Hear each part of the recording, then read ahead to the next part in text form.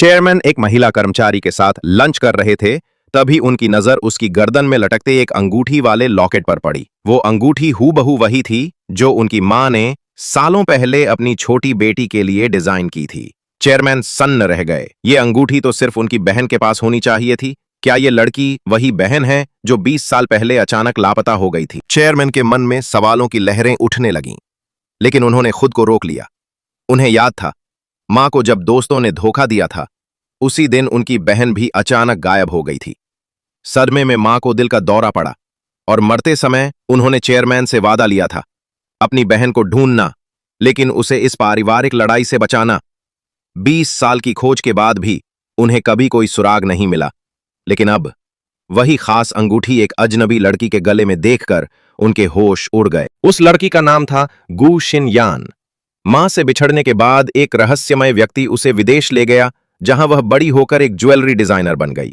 लेकिन जब उसे अपनी मां पर हुए अन्याय का सच पता चला, तो वह 1 महीने पहले चीन लौट आई, सच का पीछा करने। उसने सड़क किनारे अपने डिजाइन किए गहनों को बेचना शुरू किया। तभी उसकी आवाज ट्रैफिक में फंसे चेयरमैन तक पहुंची। एक शीर्ष डिजाइनर होने के नाते वह उसकी कला से बेहद प्रभावित हुए और उतरकर मिलने ही जा रहे थे कि अचानक एक चोर दौड़ते हुए आया और महिला के गहनों का डिब्बा लेकर भाग गया। लेकिन चेयरमैन ने जल्दी से चोर को पकड़ लिया। हालांकि गहने वापस मिल गए, लेकिन चेयरमैन का मोबाइल चोरी हो गया। महिला को बहुत बुरा लगा कि उसकी वजह से चेयरमैन का नुकसान हुआ, इसलिए उसने गहनों का डिब्बा ही उन्हें उपहार में देने की पेशकश की। चेयरमैन ने जब गहनों को देखा तो वे इतने सुंदर और यूनिक थे कि उन्होंने खुशी खुशी डिब्बा स्वीकार कर लिया। लेकिन उन्हें क्या पता था, यही लड़की उनकी खोई हुई बहन है। कुछ ही दिनों बाद गु शिन यान ने एक ज्वेलरी कंपनी में डिजाइनर के पद पर नौकरी पा ली। पहले ही दिन रास्ते में ट्रैफिक की वजह से वह देर से पहुंची और दौड़ते हुए लिफ्ट में घुसी। तभी आसपास के कर्मचारी हैरान रह गए, क्योंकि उसी लिफ्ट में कंपनी का चेयरमैन खड़ा था। असल में दोनों की यह पहली ऑफिशियल मुलाकात थी, लेकिन चेयरमैन अब भी नहीं जानता था कि ये वही बहन है जिसकी तलाश में उसने जिंदगी गुजार दी। तब उसे पता चला कि वो व्यक्ति जिसके साथ वो लिफ्ट में गई, वही इस कंपनी का मालिक है, चेयरमैन। उनका पद इतना ऊंचा था कि आम कर्मचारियों को उनसे बात करने का मौका भी नहीं मिलता। लेकिन किस्मत ने ये पहली मुलाकात तय कर रखी थी। तब उसे पता चला कि वो व्यक्ति जिसके साथ वह लिफ्ट में गई, वही इस कंपनी का मालिक है, चेयरमैन। उनका पद इतना ऊंचा था कि आम कर्मचारियों को उनसे बात करने का मौका भी नहीं मिलता। लेकिन किस्मत ने यह पहली मुलाकात तय कर रखी थी।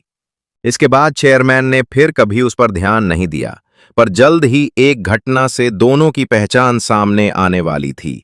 लड़की ने अपने डिजाइन कौशल से बहुत जल्दी सबका दिल जीत लिया, कंपनी के लिए बड़ी सफलता हासिल की और उसे स्टूडियो हेड बना दिया गया। लेकिन उसकी सफलता से कुछ लोग जलने लगे। अंतरराष्ट्रीय ज्वेलरी कंपटीशन से एक दिन पहले किसी ने चोरी छिपे ऑफिस में घुसकर उसके डिजाइन में गड़बड़ी कर दी। कंपटीशन के दिन लड़की ने एक खूबसूरत नेकलेस पेश किया। नाम था अतीत के टुकड़े, जो प्राचीन चीनी ब्लू पोर्सलीन से प्रेरित था।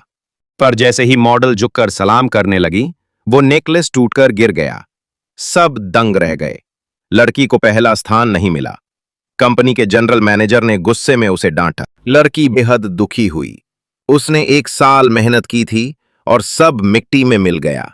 वह अपनी सहेलियों के साथ एक रेस्टोरेंट में खाने गई ताकि मन हल्का कर सके। इसकी फिर से चेयरमैन से मुलाकात हो गई और दोनों बैठकर बातें करने लगे। चेयरमैन की नजर फिर से लड़की के गले की उसी अंगूठी पर पड़ी और उन्हें एहसास हुआ कि यह उनकी खोई हुई बहन है। पर उन्होंने अब भी सच नहीं बताया, क्योंकि मां ने कहा था कि बहन को परिवार की लड़ाई से दूर रखना है। मैं नहीं मानता कि मैं तुम जैसे चालाक से हार जाऊंगा। घर जाकर चेयरमैन ने मां और बहन की पुरानी तस्वीरें निकाली। वह तस्वीरें देखकर भावुक हो गए और मन ही मन मां से कहा कि उन्होंने बहन को ढूंढ लिया है और वह उसे हर हाल में सुरक्षित रखेंगे। लिन जोंग, आपने मुझे बुलाया? हाँ, बैठो। ये बॉक्स आपने अभी तक रखा हुआ है? मैं सोच रहा था, अगर मैं पहली बार मिलने पर तुम्हारी असली पहचान जानता तो शायद और अच्छा व्यवहार करता। आप क्या कह रहे हैं? मुझे मेरी खोई हुई बहन वापस मिल गई। आज मैं बहुत खुश हूं। मां की आखिरी ख्वाहिश तुम थी। मां की आत्मा को शांति